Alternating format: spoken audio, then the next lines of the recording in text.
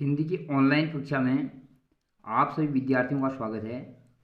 आज हम हिंदी साहित्य के अंतर्गत सूरदास के पद का अध्ययन करेंगे।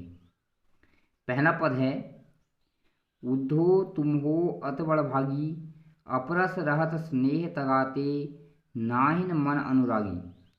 पुरइन पात रहत जल भीतर, तारस देह न दागी। ज्यों जल माह तेल की गागरी, बूंद न ताको लागी। प्रीति नदी में पाउन बोरियो, दृष्टि निरूप परागी। सूरदास अबला हम बोरी, गुर चाटी ज्यों पांगी। उद्धव जब वहाँ पर मथुरा से गोकुल आते हैं और गोपियों से अपने योग का संदेश देते हैं, तो उसके प्रत्युत्तर में गोपियाँ कहती हैं उद्धव से उलाहना देते हुए, हे उद्धव तुम बड़े भाग्यवान हो, हे उद्धव तुम बड़े भाग्यवान हो, अति बड़े भागी। अपरस रहत स्नेह तगाते, अभी तुम स्नेह प्रेम के धागे से अछूते हो, अर्थात अभी तुम्हारे मन में किसी के प्रति प्रेम नहीं है। ना ही न मन अनुरागी, तुम्हारा हृदय जो है किसी के प्रेम में नहीं डूबा है, तुम्हें किसी से प्रेम नहीं हुआ है। पुरैन पात रहत जल भीतर, तारस देह दागी। तुम उस कमल पत्र के समान हो, कमल के पत्ते के समान हो, जो जल भीतर यानी पानी के अंदर तो रहता है, लेकिन तारस देह दागी, अर्थात लेकिन उस पर जो है पानी का कोई असर नहीं होता। कहने का आशय, तुम कृष्ण के सानिध्य में हो, तुम्हें कृष्ण का साथ मिला है, लेकिन उसके बाद भी तुम कृष्ण के प्रेम के वशीभूत नहीं हुए हो। ज्यों जल माह तेल की गागरे, बूंद न ताको लागी।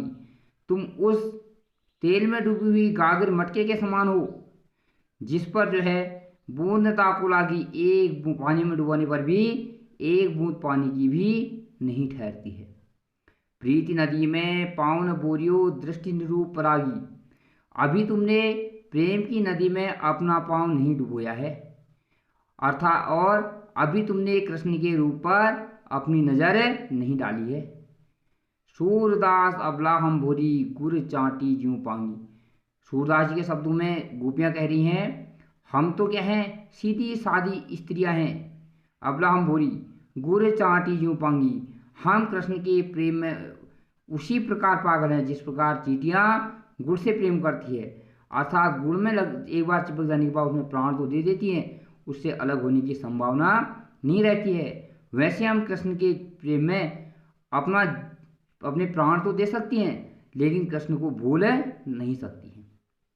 पुनः देखेंगे, हे उद्धव तुम बड़े भाग्यवान हो, अभी तक तुम प्रेम के से अछूते हो, प्रेम के धागे में नहीं बंधे हो, निराश हो, तुम्हारे मन में किसी के प्रति जो है प्रेम नहीं हुआ है।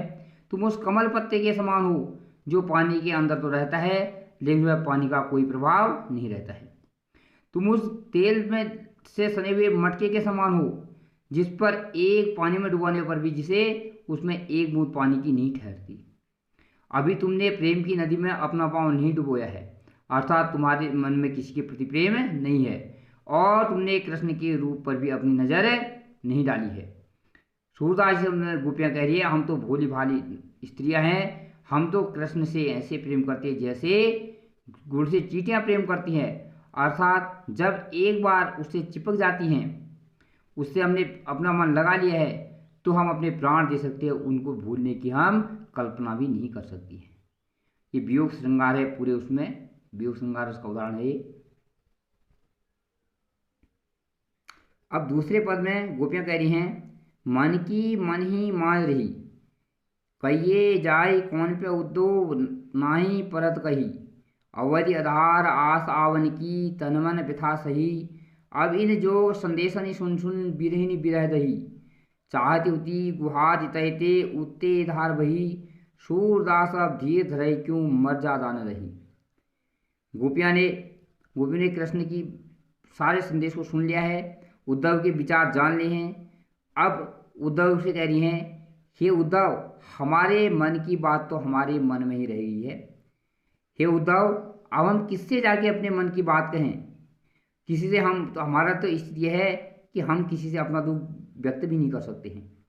अवधि आधार आस आवन की तन्मन प्रथा सही, उनके आने की एक निश्चित अवधि है, निश्चित अवधि के बाद कृष्ण लौट आएंगे मथुरा से गोकुल। इस उम्मीद में हम अपने शरीर और मन के कष्ट को सह रही थी।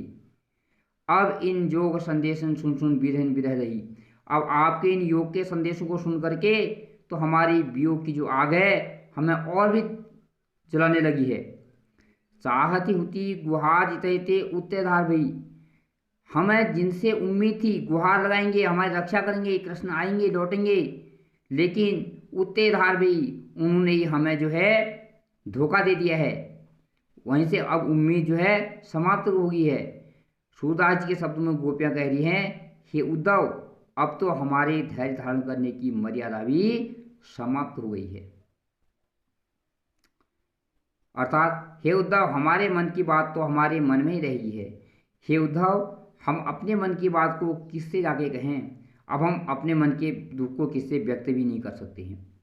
हम इस उम्मीद में अपने मन और शरीर से कष्ट झेल रहे थे कि कुछ समय में श्री कृष्ण आएंगे वापस और हमारे मन के कष्ट दूर हो जाएंगे। लेकिन अब तो इन आपके योग के संदेशों को सुन करके ये वियोग की आग हमें और भी जला रही है। हमें जहाँ से रक्षा की उम्मीद थी, कृष्ण आएंगे हमारी रक्षा करेंगे, उनके दर्शन हमारे कष्ट दूर हो जाएंगे, और वहीं से जो है हमारी उम्मीद पर पानी फेर दिया है। हे सूरदास जी के शब्दों में गोपियां कह रही हैं, हे उद्धव, अब तो हमारे धैर्य धारण करने की सीमा भी समाप्त हो गई है। तीसरे पद में कृष्ण के प्रति अपने अनन्य प्रेम को दर्शाते हुए गोपियां कह रही हैं, हमारे हरिहारिल की लकड़ी, मन क्रम बचन नंद नंदन और यह दृढ़ कर पकड़ी, जागत सोवत स्वप्न दिवसनी कान कान जकरी, सुनत जोग लागत है ऐसो ज्यों करुई ककरी, सुतो व्याधि हमको ले आए देखी सुनी न करी, यह तो सूर तिन्हिले सौंपो जिनके मन चक्री।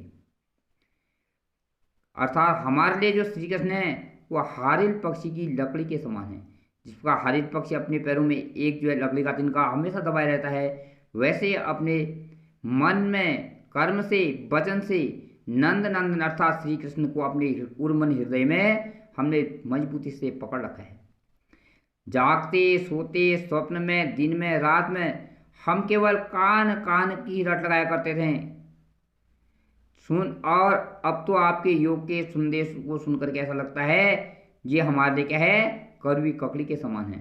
अर्थात जिस पर कड़वी ककड़ी को एक बार कोई व्यक्ति खा लेता है, दोबारा उसको मुंह में नहीं रखना चाहता है, वैसे ही आपके एक बार योग के संदेश सुन ले हैं, अब हमें इनमें कोई जो है दिलचस्पी नहीं है। सुतो व्याधि हमको ले आए देखी सुनी न करी, और ये योग रूपी रोग आप हमें बिना सोचे समझे ले आए, आपने हमारे बारे में विचार भी नहीं किया। हे उद्धव, सूरदास के शब्दों में गोपियां कह रही हैं, हे उद्धव, ये तो जो है योग का संदेश तो उन लोगों को जाकर के सौंपो जिनके मन चंचल हैं। अर्थात हमने तो अपने मन में श्री कृष्ण को स्थिर कर लिया है, हमें इन योग के संदेशों का कोई प्रभाव होने वाला नहीं है। अब अगले पद में श्री कृष्ण उलाहना देते हुए गोपियां उद्धव के माध्यम से कह रही हैं, हरिहं राजनीति पढ़ाए समझी बात कहत मधु करके समाचार सब पाए, एक अति चतुर होते पहले ही अब गुरु ग्रंथ पढ़ाए, बड़ी बुद्धि जानी जो उनकी जोग संदेश सुनाए पठाए, उदो भले लोग आगे के परहित डोलत धाये, अब अपने मन फेर पाई है चलत जो होते चुराई, तय क्यों अनीत करे आपुंजे और अनीत छुड़ाए, राज धर्म तो यह सूर जो प्रजा न जाए सताई।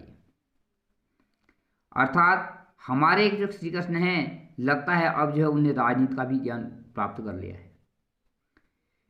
गोपियों ने पहले सारी बात जो है मधुकर ने उद्धव की सारी बात समझ ली और सारे समाचार जो है कृष्ण के बारे में प्राप्त कर लिए। अब वो कह रही हैं, एक तो श्री कृष्ण पहले से ही चतुर थे, चालाक थे, लेकिन अब तो लगता है उनने बड़े बड़े ग्रंथों का अध्ययन भी कर लिया है, अब तो उनने और भी चालाकी सीख ली है, राजनीति का भी ज्ञान प्राप्त कर लिया है। लगता है अब वे बहुत ही उनकी बुद्धि बहुत बढ़ गई है, वो अपने को बहुत समझदार समझने लगे हैं, जो हमारे लिए क्या है उन्होंने योग के संदेश भेजे हैं। हे उद्धव, पहले के लोग कितने अच्छे थे, जो दूसरों के खातिर जो है दौड़ भाग किया करते थे। अब हमें श्री कृष्ण से यह उम्मीद है कि जो मथुरा को जाते हमारे मनों को चुरा के ले गए थे, हमारे हृदय अपने साथ ले गए थे, उनको भी वापस करें, क्योंकि उनको उसे कोई अन्याय करने का कोई अधिकार नहीं होता है जो दूसरों से अन्याय छुड़ाने की उम्मीद रखता है। ऐसा कृष्ण ने हमारे हृदय अपने साथ लेकर के हमारा अन्याय किया है। अगर वे न्याय अगर चाहते हैं तो हमारे हृदय हमें लौटा दें। सूरदास के शब्दों में गोपियाँ कह रही हैं, हे उद्धव, राजा का धर्म तो यह होता है कि प्रजा को सताया न जाए, प्रजा के दुखों को दूर किया जाए। लेकिन कृष्ण स्वयं राजा बने हैं और हमारे हृदय अपने साथ लेकर हमें कष्ट दे रहे हैं। यह राजा का धर्म नहीं है। धन्यवाद।